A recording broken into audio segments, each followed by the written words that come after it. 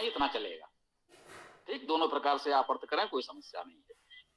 सविता शब्द का अर्थ हम सब जानते भी हैं, फिर समझ लें। सविता शब्द सु धातु से बनेगा, सु प्रसवे, सु ऐश्वर्य, उत्पन्न करना और ऐश्वर्य होना, अर्थात सृजनशील ऐश्वर्यवान।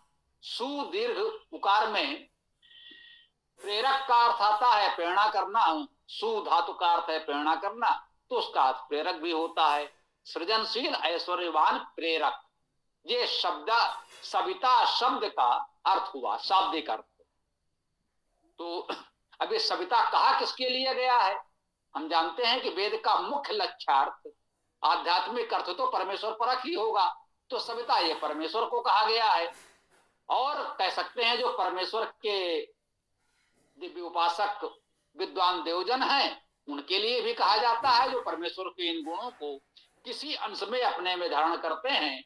जब हम उपासना करते हैं, उपासना का अर्थ है निकट बैठना, उपसमीप आसन बैठना, तो जो हम परमात्मा की उपासना करते हैं, परमेश्वर की उपासना करते हैं, उसके निकट बैठते हैं, तो उसके कुछ गुण भी हम ग्रहण करते हैं किसी अंश में, जितनी हमारी सामर्थ्य है। भाई नदी समुद्र में बहुत जल है, हम अपने पात्र के अनुसार थोड़ा सा उसमें से ले आते हैं, लेकिन जल वही होता है जो वहां है। तो जब उसके निकट हम होते हैं, उपासना करते हैं, तो उसके उन गुणों को किसी अंश में हम भी ग्रहण कर लेते हैं, धारण कर लेते हैं। तो इन गुणों से युक्त उसके उपासकों को भी इन शब्दों से संबोधित कर देते हैं, संकेतित कर देते हैं। तो सविता का अर्थ सृजनशील ऐश्वर्यवान प्रेरक परमेश्वर अथवा इन गुणों से युक्त उसके उपासक देवजन। ते तुम्हारे शरीरेभ्या, शरीरों के लिए, अभी हम लोग यही भक्तियां पढ़ रहे थे। भ्या चतुर्थी बहुवचन, तो चतुर्थी बहुवचन है शरीरेभ्या, शरीरों के लिए। पृथिव्याम, पृथ्वी पर, या पृथिव्या को यदि कहना चाहें तो पृथिव्या कुछ अलग से कहना चाहेंगे तो सामान्यतः इसका अर्थ पृथ्वी पर किया गया है। ये आम जो है ये सप्तमी के अर्थ में, षष्ठी के अर्थ में ले लिया गया। हाँ, एक बात ये व्याकरण की दृष्टि से भी समझ लें और वेद भी पढ़ रहे हैं,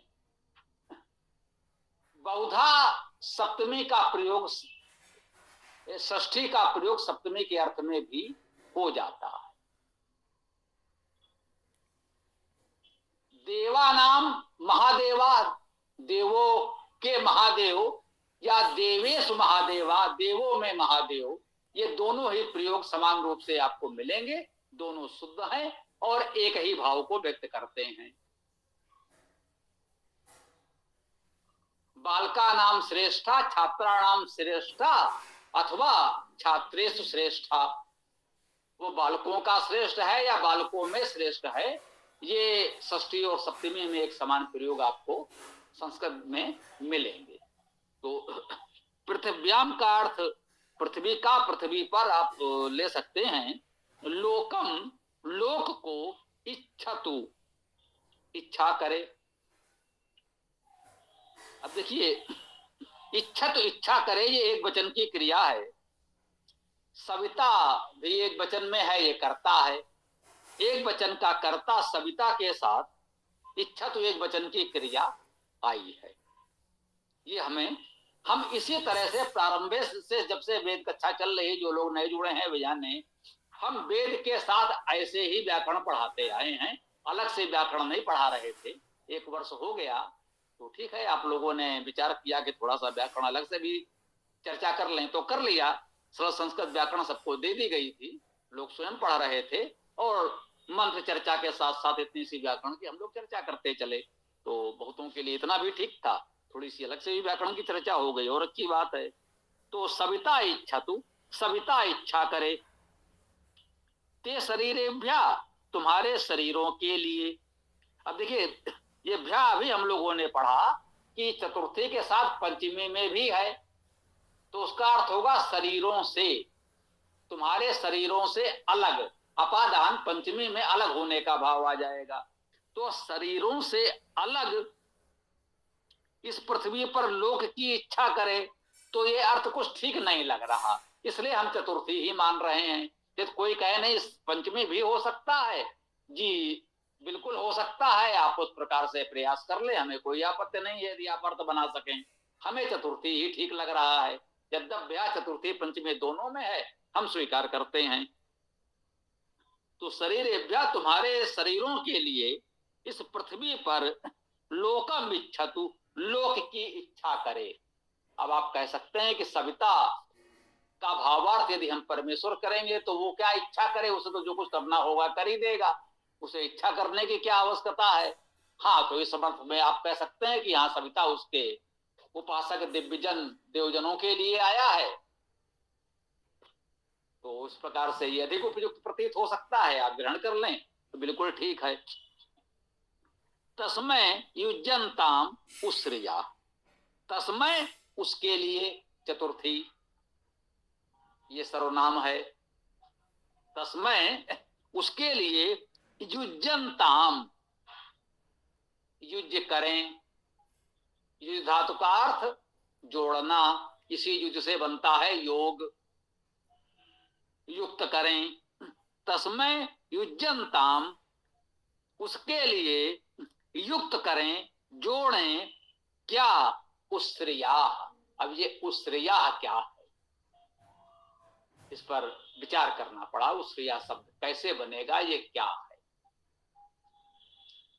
उस जैसे कोई धातु मिल नहीं रही थी, फिर देखा भाई विद्वानों ने क्या इस पर मार्गदर्शन दिया है, तो धातु है वस, वस धातु का अर्थ है वसना, निवास करना, वस धातु है सब जानते हैं। तो इस वस धातु में वा का ऊ हो गया, जैसा कि हमने बताया था, ऐसा बहुत से स्थलों में आपको मिला है, वेद में भी और लोक में भी। वा और ऊ दोनों का उच्चारण स्थान समान है, ओष्ठ है, ऊ स्वर है, पूर्णता विव्रत है, और वा ईसत विव्रत है, अंतस्थ वर्ण है। अंतस्थ अर्थात स्वर और व्यंजन के मध्य है, ना ये पूरी तरह स्वर है ना पूरी तरह व्यंजन है। तो अब वह बोलने में यदि थोड़ा ईसत विव्रत हो गया, थोड़ा सा विव्रत हो गया, खुल गया, स्पर्श बिल्कुल नहीं हुआ तो स्वर ऊ बन गया, और थोड़ा सा स्पर्श हो गया तो वाह बन गया, और पूरी तरह स्पर्श हो गया तो बा हो जाएगा। तो उच्चारण में इतना परिवर्तन स्वाभाविक है, इसे आप अपवाद कह लें, लोक व्यवहार कह लें, होता है। अब व्याकरण में किसने किस सूत्र में कहा यह बात बताई है वो अलग आप शोध करें, बताई है। तो वस धातु का उस हो गया, उस्रिया का अर्थ हो गया, आप कह लें एक प्रकार से वस्त्रिया, बसने वाले और बसाने वाले। तस्मय युज्यंताम वस्त्रिया, ये जो हमारे निवासी हैं, वास करने वाले हैं, या हमको वास देने वाले शासक प्रशासक देवजन बड़े लोग हैं, युज्यंताम युक्त करें, उसके लिए युक्त करें। कह रहे हैं सविता ते शरीरेभ्या पृथिव्याम लोकम इच्छतु तस्मय युज्यंताम उस्रिया। छोटा सा महत्वपूर्ण मंत्र है, अच्छा संदेश दे रहा है। ये सविता जो सृजनशील ऐश्वर्यवान प्रेरक देव हैं हमारे समाज में, वे तुम्हारे शरीर के लिए इस पृथ्वी पर लोक की इच्छा करें। ये लोक क्या है, लोक धातु का अर्थ देखना, जो कुछ देखा जाए वो लोक है, जो दिखाई पड़े वो लोक है, अदृश्य लोक नहीं हो सकता। लोक का अर्थ ही देखना है। हम कहते हैं सूर्य लोक, चंद्र लोक, पृथ्वी लोक, ये सब दिखते हैं इसीलिए लोक कहे जाते हैं। जो दिखता ही नहीं वो लोक नहीं होता। अभी अचानक मुझे भी एक बात आई, स्मरण हुआ जरा प्रयास कीजिएगा, कहीं किसी ने राहु लोक केतु लोक सुना? संभवतः नहीं सुना, क्योंकि वो है ही नहीं।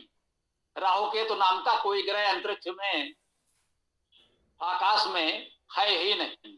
जब है ही नहीं तो दिखेगा भी नहीं, जब दिखेगा भी नहीं तो फिर वो लोक नहीं हो सकता। तो सूर्य लोक, चंद्र लोक, मंगल लोक, शुक्र लोक तो हो सकता है, राहु लोक केतु लोक नहीं हो सकता, क्योंकि उसका अस्तित्व ही नहीं है। जब है ही नहीं तो दिखेगा कहां? जब दिखेगा नहीं तो उसे लोक नहीं कहेंगे। आप देखिए, व्याकरण के धातु अर्थ को लोक व्यवहार में कहां कहां कैसे आप सटीक पा रहे हैं। ज्योतिषियों ने किसी उद्देश्य से इन दो ग्रहों की कल्पना कर ली है। राहु और केतु काल्पनिक ग्रह हैं, उनका ज्योतिष में क्या उपयोग है, उससे क्या लाभ है, क्यों किया गया, वह अलग विषय है। वो ज्योतिष की कक्षा में आप पढ़िएगा, वो हमारा विषय नहीं है। लेकिन इतना तो सभी जानते मानते हैं कि ये काल्पनिक ग्रह हैं, आकाश में इनका कोई अस्तित्व नहीं है। शेष सभी ग्रहों का अस्तित्व है। चंद्र, सूर्य, बुध, शुक्र, पृथ्वी, मंगल, गुरु, शनि, ये तो हैं, लेकिन राहु के तो है नहीं, ये काल्पनिक हैं। कल्पना की है, उसका कुछ उपयोग होगा, वो बिल्कुल अलग विषय है। लेकिन इसलिए उनको लोक नहीं कहते हो, क्योंकि वो दिखते नहीं है। व्यवहार में वो कहीं दिखाई नहीं पड़ेंगे आपको, वो केवल गणित में दिखते हैं। ज्योतिष में कुछ गणनाओं करने के लिए उनका उपयोग कर लिया जाता है। तो लोकम की बात हम कर रहे थे। लोकम इच्छतु, जो दृश्यमान जगत है, जो दृष्टि है, उसकी इच्छा करता है, अदृश्य की इच्छा नहीं कर रहे हैं। काल्पनिक किसी लक्ष्य की इच्छा नहीं कर रहे हैं। हमारे जीवन का उद्देश्य वही है जो लोक है, जो दिखता है, जो लौकिक है, जो दिखाई पड़े वही। मरने के बाद क्या होगा और जन्म लेने से पहले क्या था, इसमें माथा पच्ची क्यों करें? इतना जीवन मिला है, उसे ढंग से जी ले भाई। वेद यही कहता है कि कर्म करते हुए 100 वर्ष तक जीने की इच्छा करे। कुर्वन्ने वे कर्माण दिजी विशेष सतम समा। हे प्रभु, बस 100 वर्ष का जीवन मिले और वो भी कर्म करते हुए आराम से व्यतीत हो जाए। पहले क्या था, बाद में क्या होगा, इस पर माथा पच्ची करने की कोई आवश्यकता नहीं है। यह जीवन इतना आपने अगर अच्छे प्रकार जिया है, वेद के नियमों के अनुसार उत्तम जीवन जिया है, तो निश्चिंत रहें, पहले यदि कुछ था तो वो भी अच्छा होगा, और बाद में यदि कुछ होता होगा तो वो भी अच्छा होगा। उसकी बहुत चिंता करने की आवश्यकता नहीं है। ये कहीं ना कहीं हम लोगों को वेद का स्वाध्याय करते समय अनुभव तो हुआ है। हम लोक की बात करते हैं, अदृश्य की बात नहीं करते। तो ये छोटा सा मंत्र हमें लगता है कि इसकी चर्चा यहाँ पर पूर्ण हो जाती है, और हम लोग अपने अन्य प्रश्न विचार आदि रख सकते हैं कि हम लोग ये जो हमारे शरीरों के लिए इस पृथ्वी पर लोक की इच्छा की जा रही है, उसके लिए उसया अर्थात निवासियों को युक्त करें, जोड़ें, या वासदाताओं को युक्त करें, जोड़ें, तभी तो हमारा घर, गृह, निवास, लोक दृश्यमान होगा। वास्तव में वो हमारा दिखने योग्य एक निवास हो सके, उसके लिए वासदाताओं को युक्त करें, अपने इस अभियान में जोड़ें, सबको घर मिले, सबको आवास मिले, वो प्रयास हम सब लोग मिलकर करें। ये एक अच्छा भाव हम इससे ग्रहण कर सकते हैं। जिसका जो भी प्रश्न विचार आदि हो तो रख सकते हैं। ओम खम ब्रह्म।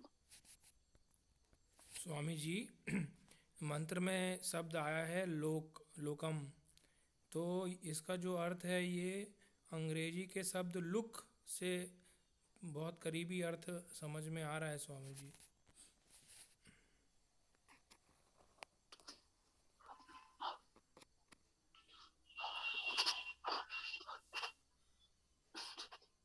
जी, अंग्रेजी भी बहुत दूर की अभ्रंश भाषा है, फिर भी कुछ मूल भाषा के लक्षण मिल जाते हैं।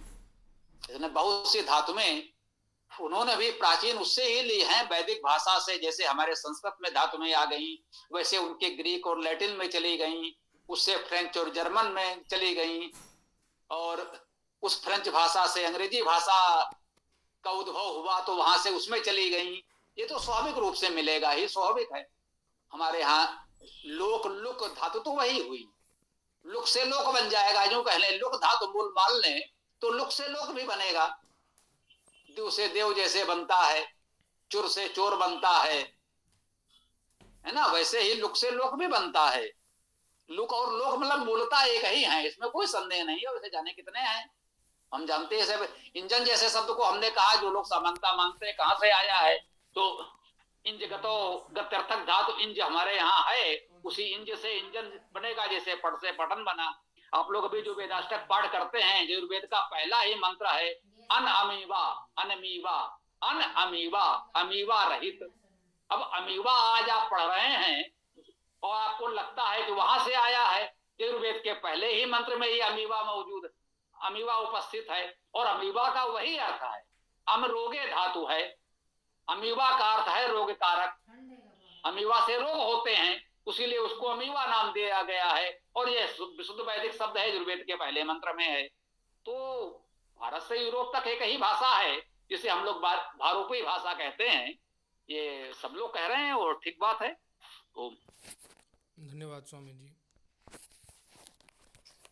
आचार्य जी, ये जो मंत्र है, इसका जो अर्थ है, तो वो तो मुझे यही समझ में आया, शायद और स्पष्ट कर दीजिए। वैसे तो मुझे यही समझ में आया कि हे सविता देव परमात्मा, आप वासव दाताओं को से नियुक्त करें, ताकि यहाँ सभी को निवास स्थान मिले, उनको संसाधनों से युक्त करें।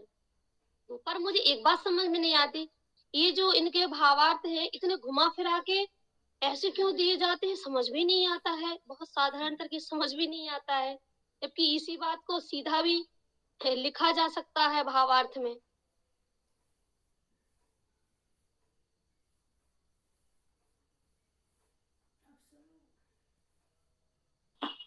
ये भावार्थ जो इसमें लिखा है वो आप पढ़ करके ये बात कह रहे हैं?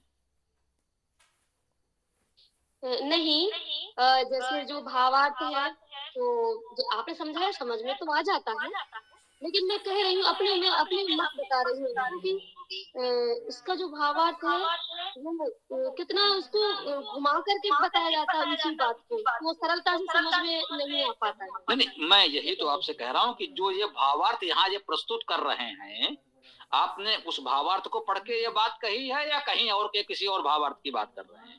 नहीं, ये पढ़ करके बिल्कुल सही कहा, ये जो लिखा है इसको ही पढ़ करके। ये जो इसमें लिखा हुआ है, आपको लग रहा है कि इसको और अच्छा किया जा सकता है, आपके कहने का भाव ये है? जी, ये बहुत सही कहा आपने, हम लोग इससे सहमत हैं। भी पुलकित जी से भी बात हुई है किसी और मंत्र के संदर्भ में। तो ऐसा मान लीजिए, मानवीय प्रयास है, हमारा है, मैं स्वीकार करता हूं कि हम लोगों ने अपनी परिस्थितियों सामर्थ्य भर प्रस्तुत करने का प्रयास किया है। सीधी बात मंत्रार्थ में है, भावार्थ में कहीं कहीं थोड़ी बहुत व्याख्या करके उसे विस्तार से समझाने का भी प्रयास होता है। और ये आप सबको करना है, इसमें जो भी सुधार संभव है, जो आवश्यक आपको लगता है, वो आपको करना है। ये हम आप सबको अधिकार दे रहे हैं और सबको ये उत्तरदायित्व दे रहे हैं कि हमसे जितना बन पड़ा हमने कर दिया।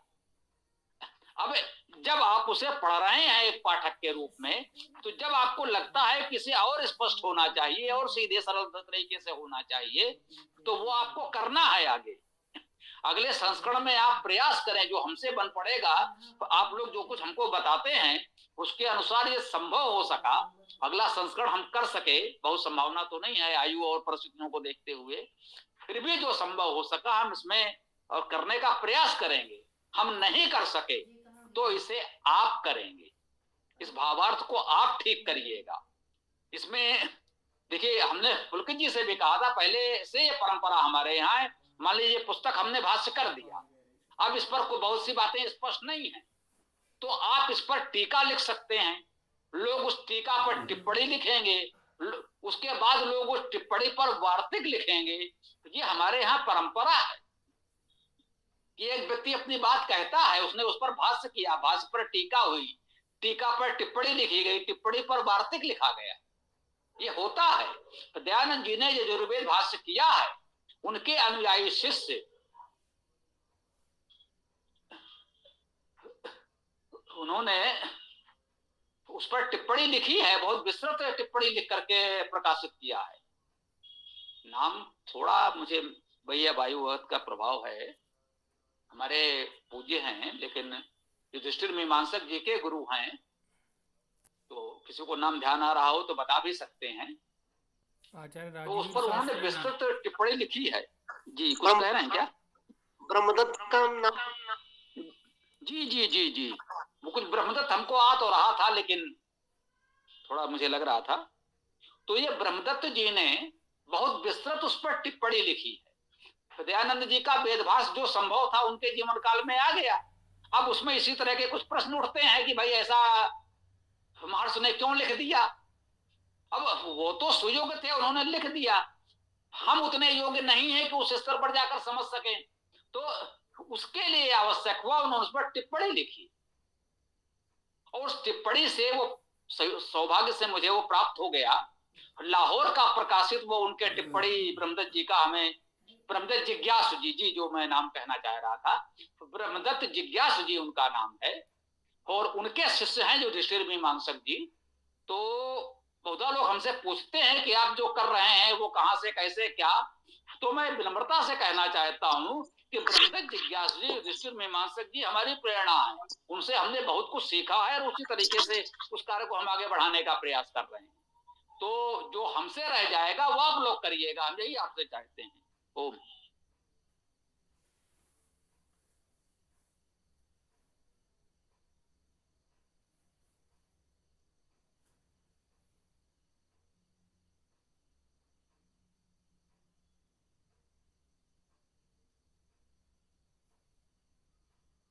किसी सज्जन ने राहु केतु पर कुछ लिखा था, जो भी है इतनी शीघ्र तो मैं पढ़ नहीं सका और मैं आगे पढ़ भी नहीं पाऊंगा।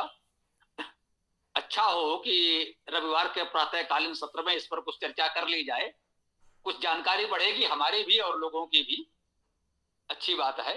वो हमने एक उदाहरण के रूप में प्रस्तुत किया था, और राहु केतु पर कुछ भी सकारात्मक या नकारात्मक टिप्पणी करना मेरा उद्देश्य नहीं था। वो हमारा विषय ही नहीं है, वो जिनका विषय है वो बताएं उसमें क्या है। तो हमारा विषय वेद है, हम तो वेद पर चर्चा करते हैं। तो किसी और को कुछ कहना हो तो कह सकते हैं, अन्यथा फिर इस सत्र को समापन दें।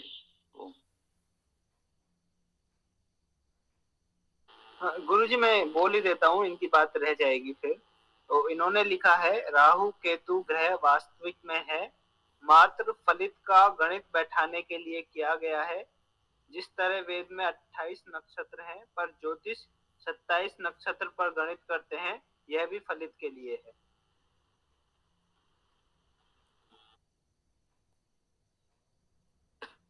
जी तो वास्तव में ये विषय ऐसा है जिस पर अभी इस समय तो यहाँ चर्चा करना उचित नहीं होगा। हाँ, रविवार को प्रातःकालीन साप्ताहिक सत्र में इस पर अवश्य चर्चा हो सकती है, तो रखा जाए आगे से।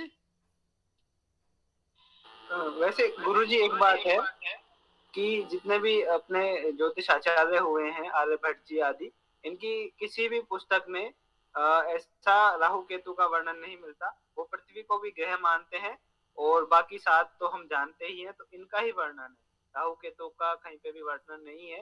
तो अब जैसा आप मानना चाहें, बाकी तो लोग माने, लेकिन जब उन्होंने इतने बड़े ज्योतिष आचार्यों ने और गणितज्ञों ने ही नहीं माना, तो बाकी कह ही क्या सकते हैं।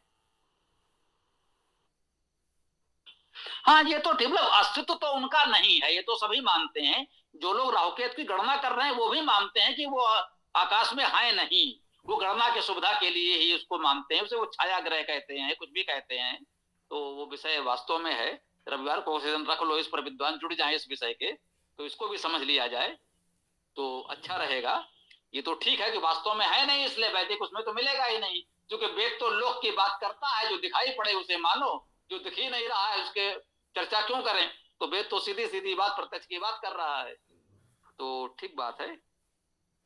तो किसी और को कुछ कहना हो तो कह सकते हैं, अन्यथा आज के सत्र का समापन करें।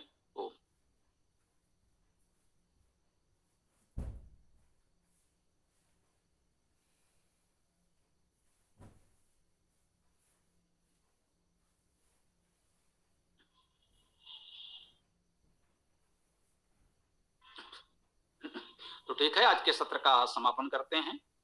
ओम स्वस्ति, ओम नमस्ते, ओम खम ब्रह्म, ओम खम ब्रह्म, ओम खम ब्रह्म। सबको सादर नमस्ते। सभी मित्रों को शुभ रात्रि। नमस्ते। ओम नमस्ते। सभी सहपाठियों को शुभ रात्रि।